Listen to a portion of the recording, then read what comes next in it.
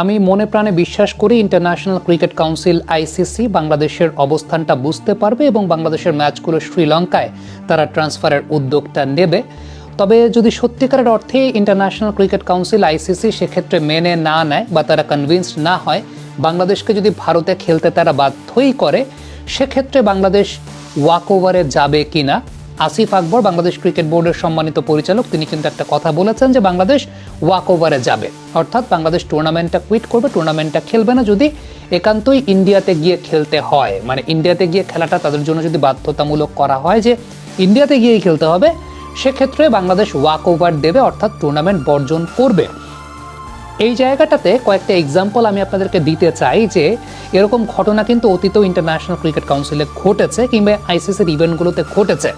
প্রথম যে এক্সপেরিয়েন্সটা আমি আমার ব্যক্তিগত জায়গা থেকে বলবো সেটা হচ্ছে, আমি প্রথম যখন বুঝতে পেরেছি যে ওয়াক ওভার বলেও কোনো কিছু আসলে আছে, পাড়া মহল্লার ক্রিকেটের মতো ইন্টারন্যাশনাল ক্রিকেটেও সেটা হয়, সেটা 2003 বিশ্বকাপে জিম্বাবুয়ের মাটিতে ইংল্যান্ড খেলতে যেতে অস্বীকৃতি জানিয়েছিল এবং ইংল্যান্ড এবং জিম্বাবুয়ের যে ম্যাচটা, সেই ম্যাচটা কিন্তু হয় নাই এবং হয় নাই বিধায় ওই পূর্ণ পয়েন্টটা দেওয়া হয়েছিল তখন জিম্বাবুয়েকে।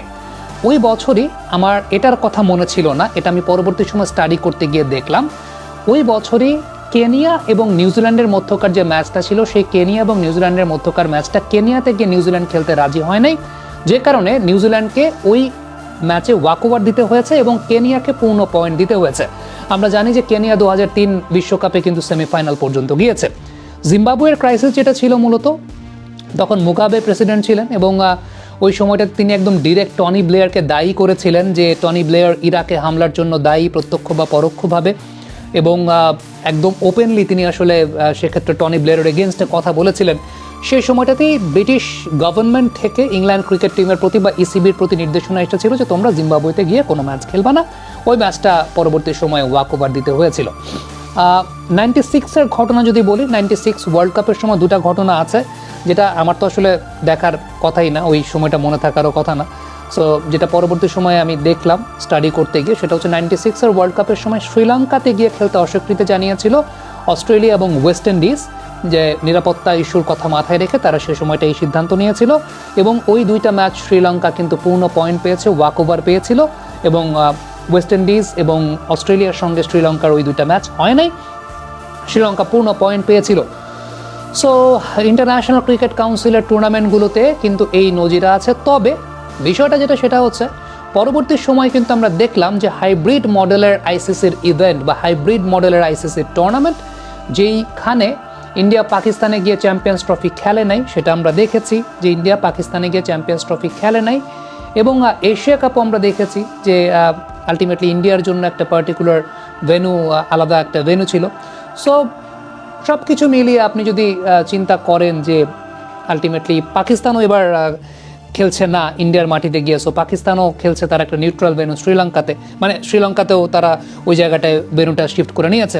সো এখন যেহেতু হাইব্রিড মডেলের চল এসেছে, সো উই ক্যান এক্সপেক্ট যে যখন হোম মিনিস্ট্রি কিংবা মিনিস্ট্রি থেকে, সরকার থেকে এরকম নির্দেশনা দেওয়া হয়েছে, সরকার থেকে এরকম নির্দেশনা দেওয়া হয়, সেটা তো আইসিসি ইন্ডিয়া পাকিস্তানের ক্ষেত্রে মেনেছে, বাংলাদেশের ক্ষেত্রে যদি না মানে তাহলে সেটা অবশ্যই দ্বৈত আচরণ করা হয়ে যায়।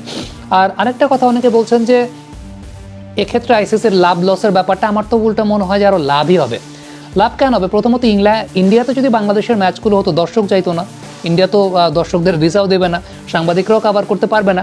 সো এন্টায়ার ইকোসিস্টেমের মধ্যে একটা প্রভাব পড়বে, টিকেটিং প্রাইস থেকে শুরু করে সব কিছু। ইভেন ইন্ডিয়াতে যে ব্রডকাস্টিং, তারা তো কনসিডার করে যে বাংলাদেশের ম্যাচগুলো non high voltage match, so ultimately তাদের সেই জায়গা থেকেও একটা ইয়ের ব্যাপার। অন্যদিকে শ্রীলঙ্কাতে যদি খেলা হয়, দর্শক যাবে, শ্রীলঙ্কাতে খেলা হলে বাংলাদেশ থেকে দর্শক যাবে, যারা প্রবাসী শ্রীলঙ্কাতে আছেন তারাও যাবেন। আর মোস্ট ইম্পর্টেন্ট যে ব্যাপারটা, সেটা হচ্ছে ব্রডকাস্টিং খরচ অনেক বেশি মাত্রায় কমে যাবে। কোন জায়গাটায় কমে যাবে? প্রতিদিন 3টা করে ম্যাচ, 3টা ভিন্ন ভিন্ন প্রোডাকশন ইউনিট, একটা শ্রীলঙ্কাতে, 2টা ইন্ডিয়ার 2টা জায়গায়, মানে 3টা প্রোডাকশন ইউনিট। যদি বাংলাদেশ তাদের ম্যাচগুলো সব শ্রীলঙ্কাতে ট্রান্সফার হয়ে যায়, তো যে ম্যাচগুলো বাংলাদেশের আসলে মূলত ইন্ডিয়াতে ছিল, একই দিনে 2টা ম্যাচ তখন শ্রীলঙ্কায় হবে, তো একই প্রোডাকশন ইউনিট, একটা প্রোডাকশন ইউনিট তখন কভার করবে, এক্ষেত্রে তো সমস্যার কোনো কিছু নাই। আরও এখানে খরচ সেই জায়গাটায় কমে গেল, বা খরচ সেখানে কস্ট কাটেলিং করা গেল। সো আমার কাছে মনে হয় যে এটা উল্টা আইসিসির আরও লাভ হওয়ার কথা ওই জায়গাটাতে, যে ঠিক আছে আমাদের প্রোডাকশনের কস্ট কাটলিং আমরা করতে পারলাম, প্লাস এই যে টিকেটিং ইস্যু যেটা, মানে দর্শক মাঠে দর্শকের জায়গাটা থেকে চিন্তা করলে বাংলাদেশ যদি ইন্ডিয়ার মাটিতে খেলে যে পরিমাণ দর্শক হবে তার থেকে বেশি দর্শক হবে আসলে শ্রীলঙ্কার মাটিতে খেললে। ইভেন ওই ম্যাচগুলোতে ইন্ডিয়ানরা তো ধরে নিতে যাবেই না বাংলাদেশের ম্যাচ দেখতে, বাংলাদেশেরও তো আসলে আলটিমেটলি ইন্ডিয়াতে যাচ্ছে না বাংলাদেশের ম্যাচ দেখতে। সো আলটিমেটলি আইসিসির তো শ্রীলঙ্কাতে টুর্নামেন্ট হলে পরেই লাভটা আরও বেশি বলে আমার কাছে মনে হয়। সো লেটস সি কী হয়। আর ওয়াকওভারের প্রসঙ্গ যেটা আসিফ আকবর সাহেব বলেছেন, পরিচালক বাংলাদেশ ক্রিকেট বোর্ড, ওয়াকওভারের নজির কিন্তু আছে ইন্টারন্যাশনাল ক্রিকেটে, আমরা দেখতে পেয়েছি। যদি সেক্ষেত্রে ইন্ডিয়া বাধ্য করে বাংলাদেশ ক্রিকেট বোর্ড এরকম একটা অবস্থায় যাবে বলে তেমনটা কথা পাওয়া গেছে আর কি। সো দর্শক, আপনাদের কাছে মতামত জানতে চাই যে যদি বাংলাদেশকে একান্তই ইন্ডিয়াতে খেলতে বাধ্য করা হয় সেক্ষেত্রে কি বাংলাদেশের ওয়াকওভারে যাওয়া উচিত নাকি যাওয়া উচিত না?